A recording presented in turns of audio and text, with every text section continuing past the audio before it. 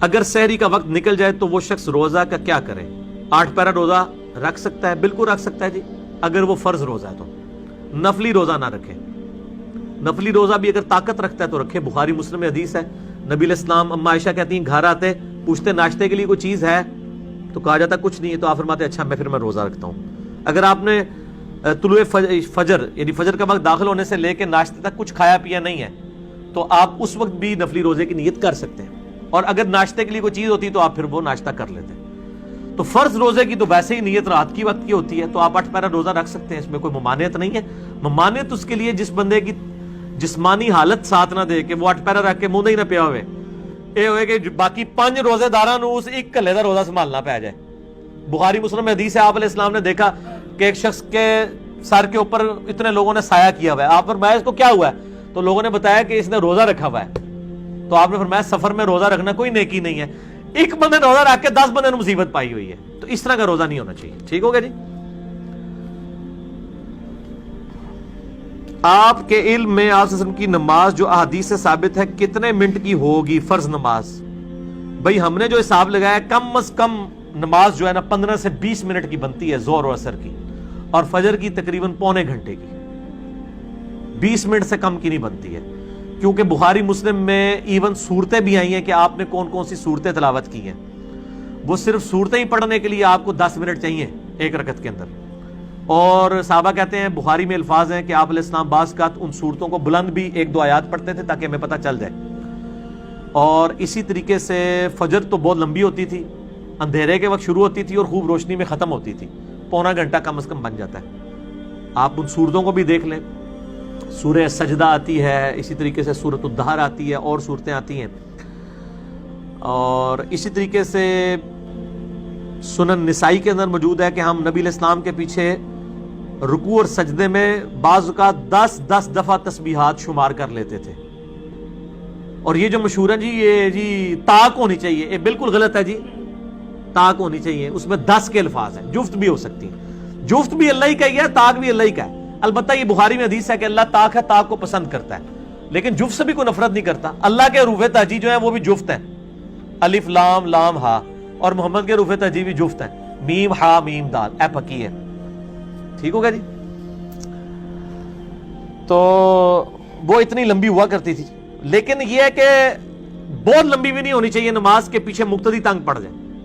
India Pakistan میں ویسے چھوٹی نماز ہونی چاہیے، کیونکہ مفتیوں کو تو پتہ ہی نہیں ہوتا یہ کیا پڑھ رہا ہے، ان کا کیا انٹرسٹ ہے کہ نماز لمبی ہو؟ نماز لمبی ہونے کا اس کا انٹرسٹ ہے جس کو قرات کی آواز یا وہ چیز سمجھ آ رہی ہو۔ اور صحابہ کرام، سنن ابن ماجہ میں حدیث ہے، جابر بن عبداللہ کہتے ہیں ہم زور اثر کی نمازوں میں نبی علیہ السلام کے پیچھے پہلی اور دوسری رکعت میں صورتیں بھی ساتھ ملاتے تھے فاتحہ کے۔ اگر کسی کو بہت صورتیں یاد ہیں اور امام بھی لمبی قرات کرتا ہے زور اور اثر میں تو پیچھے اپنی پڑھتا جائے ساتھ ساتھ۔ مغرب عشاء اور فجر میں تو چلے وہ پھر بھی سن رہے، اور اگر ترجمہ آتا ہوگا تو ظاہر ہے اس کو انٹرسٹ فیل ہوگا، لیکن وہ حضرت معاذ ابن جبل نے لمبی نماز پڑھا دی تھی سورہ بقرہ، تو نبی علیہ السلام نے پھر ان کو ڈانٹا تھا کہ تم متنفر کرنا چاہتے ہو۔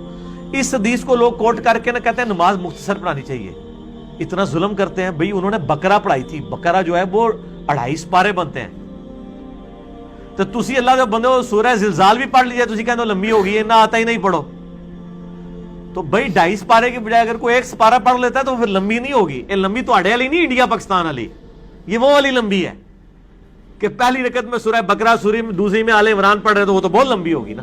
ٹھیک ہو گیا جی؟ ایک بندہ روزہ کا وقت ختم ہونے کے بعد، روزے کی شروع تو نہیں ہو گئے کدھر، نیڑے ہی ہو گئے نا، من تو نہیں پتا، حالت مہینہ پہ ہے۔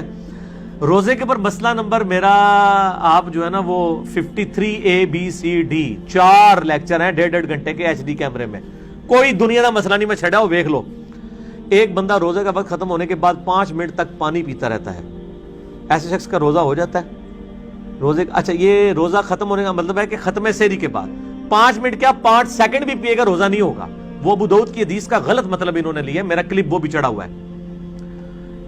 اگر کوئی شخص لیٹ اٹھا بائی چانس، کھانا کھا رہا تھا، اس دوران ختم سحری ہوگی، تو نبی علیہ السلام کا فرمان ہے کہ جو ہاتھ میں اس میں سے کچھ لے لو، اور ایک بندہ ختم سحری کر چکا ہے، اب وہ انتظار کر رہا ہے اذان شروع ہوتا ہے میں پانی پیا، ادھر روزہ کو نہیں ہونا۔ ٹھیک ہے جی، یہ ڈفرنٹ چیز ہے۔ علی بھائی نماز محمدی کے پریکٹیکل میں آپ نے ربی جلنی کی جو دعا کی ہے وہ نہیں پڑھی تو کیا پڑھ سکتے ہیں؟ میرے بھائی نماز محمدی صلی اللہ علیہ وآلہ وسلم پہ 70A میرا 3 گھنٹے کا لیکچر ہے، تھیوری پہلے، اس کے بعد 40 منٹ کا پریکٹیکل ہے۔ 15 منٹ والا جو پریکٹیکل ہے وہ شارٹ ہے، پورا پریکٹیکل 45 منٹ کا ہے، وہ 70A کا ہی آخری پورشن ہے۔ اس میں میں نے بتایا ہے، بخاری میں حدیث ہے کہ جب نماز میں درود شریف پڑھ چکو تو پھر جو چاہو اپنے رب سے مانگو، تو ساری دعائیں پڑھ سکتے ہیں۔ البتہ صحیح مسلم میں ایک حدیث ہے کہ طاؤس تابعی جو تھے، جو شخص نماز کے تشہد میں اللہم انی اعوذ بک من عذاب جہنم ومن عذاب القبر ومن فتنۃ المحیا والممات ومن شر فتنۃ المسیح الدجال نہیں پڑھتا تھا نا، تو اس کو کہتے تھے تیری نماز ہی نہیں ہوئی، دوبارہ پڑھ۔ اور وہ کہتے تھے کہ چونکہ نبی علیہ السلام نے 4 چیزوں کے شر سے بچنے کی دعا مانگنے کا حکم دیا ہے، لہذا نماز کے تشہد میں یہ دعا مانگنا ضروری ہے، اور اگر کوئی یہ دعا نہیں مانگتا تھا اس کو کہتا تھا تو نماز ہی دوبارہ پڑھ۔ تو یہ بڑا سخت مسئلہ ہے، تابعین کے نزدیک یہ بڑی اس کی امپورٹنس ہے، اس لیے میں نے یہ بتائی ہے آپ کو روایت صحیح مسلم کی، تاکہ آپ یہ دعا یاد کریں، کیونکہ بخاری و مسلم دونوں میں ہے کہ نبی علیہ السلام نماز کے تشہد میں 4 چیزوں کے شر سے اللہ کی پناہ مانگتے اور ہمیں بھی حکم دیتے۔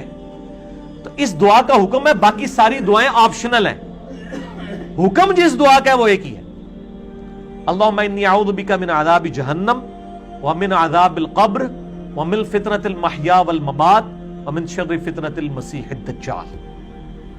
اے اللہ میں عذاب جہنم سے، عذاب قبر سے، زندگی اور موت کے فتنے سے اور مسیح دجال کے فتنے سے تیری پناہ مانگتا ہوں۔ تو یہ دعا آپ یاد کریں۔ نماز محمدی صلی اللہ علیہ وآلہ وسلم کی جو اوپر میرا ریسرچ پیپر نمبر 8 میں نے یہ دعائیں لکھی بھی ہوئی ہیں۔ اس کے علاوہ دعا اللہم ربنا آتنا فی الدنیا حسنہ وفی الآخرۃ حسنہ وقنا عذاب النار پڑھیں۔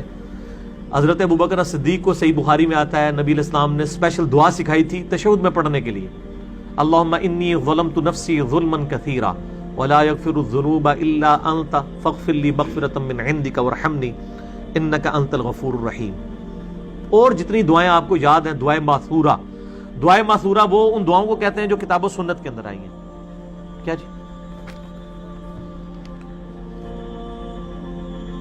علماء کرام فرماتے ہیں ایمان کی حفاظت کا ایک ذریعہ کسی مرشد کامل سے مرید ہونا بھی ہے، اور قرآن سے دلیل پیش کرتے ہیں یوم ندعو کل اناس بامامہم، صدقے جاؤں میرے بھائی یہ سورہ بنی اسرائیل میں یہ جو آیت ہے کہ قیامت والے دن ہر شخص کو اس کے امام کے ساتھ بلایا جائے گا، تو قرآن جن کو امام کہہ رہا ہے پھر انہی اماموں کے ساتھ بلایا جائے گا نا۔